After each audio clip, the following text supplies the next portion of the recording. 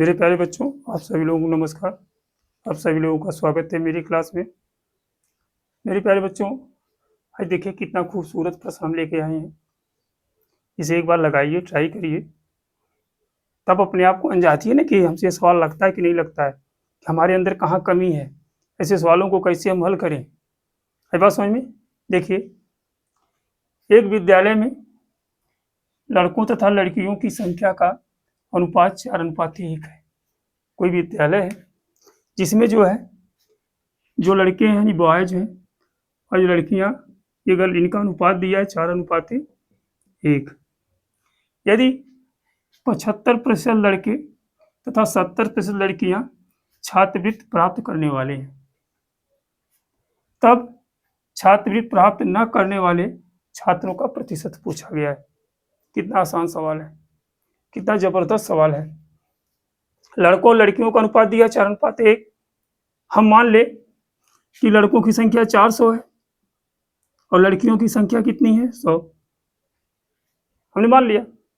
आइए, कह रहा है कि इसका 400 का 75% लड़के जो है छात्रवृत्ति प्राप्त करते हैं और कितनी छात्रवृत्ति नहीं प्राप्त करते हैं, 25%।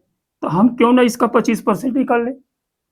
तो 400 का यदि आप 25% निकालेंगे तो कितना आ जाएगा, 2 0 2 0 कट जाएगा, 25 चौक का 100। तो 100 छात्र ऐसे हैं जो जो जो 100 लड़के ऐसे हैं जो छात्रवृत्ति नहीं प्राप्त करेंगे। ये लड़कों की बात है।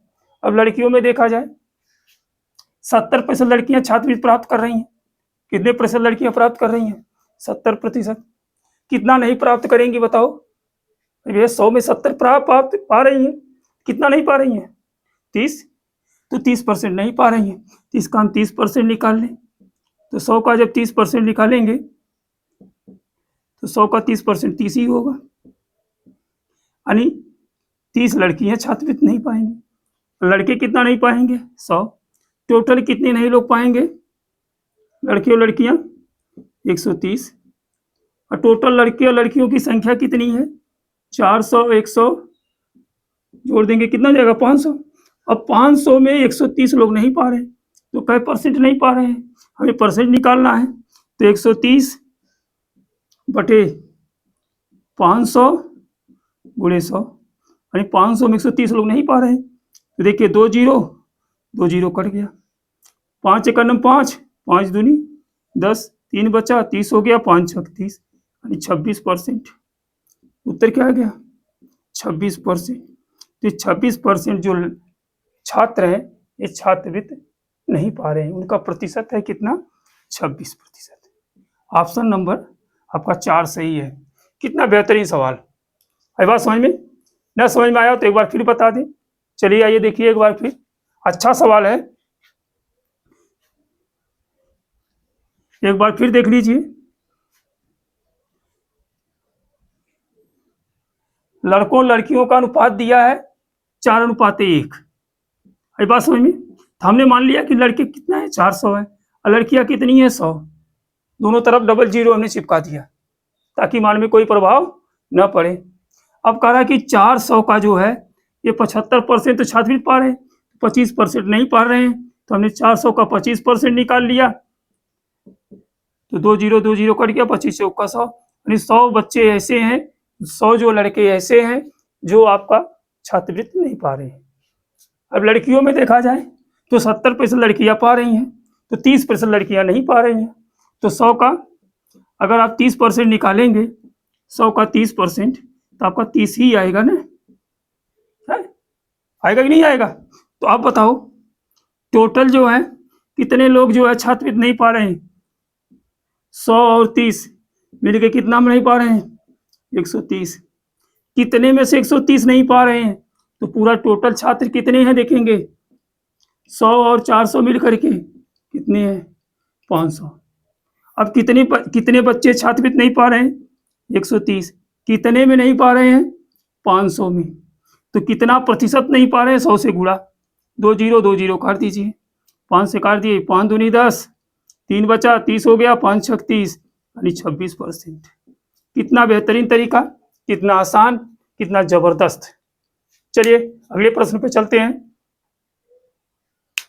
चलिए देखिए बच्चों, कितना बेहतरीन प्रश्न है कि 378 फैक्टोरियल, 378 फैक्टोरियल, देखिए फैक्टोरियल का चिन्ह बना हुआ है, में शून्यकों की संख्या है, शून्यकों की संख्या।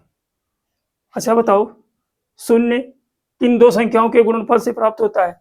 5 और 2 से। तो 5 दूनी 10, देखेंगे एक शून्य मिला, अगर 2 5 हो जाएगा और 2 2 होगा, ठीक, तो 2 दूनी 4, पंचम 25, 25 चौका 100, यानी 2 जीरो मिलेगा। उसी तरह से अगर 3 5 अगर है, 3 बार 5 का हमने गुणा किया है, यानी 3 बार 5 आया है किसी संख्या में, और दो जो है ये भी 3 बार आया है, तो बताइए कितने शून्य होंगे? 1000। 3 शून्य होंगे कि नहीं होंगे? यानी 1 5 से 1 जीरो, 1 5 से 1 और अगले 5 से 1। बात समझ गए? तो ये 378 है। अब इसमें जो है 2 का मान जो है ज्यादा बार आएगा। मान किसका कम आएगा? हमें 2 का मान ज्यादा बार इसमें दिखाई दे रहा है, तो 5 का मान कम बार आएगा, तो हम 5 से ही भाग दे देते हैं इसमें। अगर आप 5 से भाग दे रहे हैं 378 में, इस तरह से देखिए गुणनखंड जैसे हम करते हैं उसी तरह से आप करिए इसको। 5 से 5 सत्ते 35, कितना बच गया? कितना बचा? 2, 28 हो गया, पंचम 25, जो शेष बचता है उसको छोड़ देते हैं। आई बात समझ में? और फिर इसको हम 5 से भाग देंगे, तो 15 बचे, 75 कट गया, फिर 5 से भाग देंगे, 5 से यहीं 15, अब 5 से भाग इसमें नहीं जाएगी। आई बात समझ में? 3 बार भाग गई, तो हम ऊपर वाले को छोड़ देते हैं, और जो शेष 3 नीचे बच रहे हैं आपके, देखिए ये है 75, 15 और 3, इनको हम जोड़ देंगे, तो 75 और 15 जोड़ेंगे 90, 90 और 3 कितना हो जाएगा? 93। तो इसमें शून्यकों की संख्या कितनी होगी? 93 होगी। बहुत बेहतरीन प्रश्न है, बहुत शानदार तरीका। आई बात समझ में? तो हम इस तरह से सवालों को हल कर सकते हैं। आई बात समझ में? तो ये नियम आपको समझ में आया होगा।